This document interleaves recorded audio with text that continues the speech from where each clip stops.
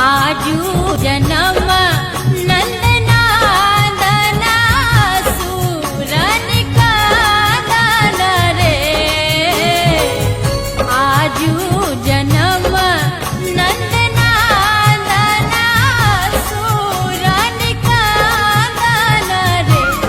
ललना रे यशोमति जान मल बालक जगत जनपालक रे।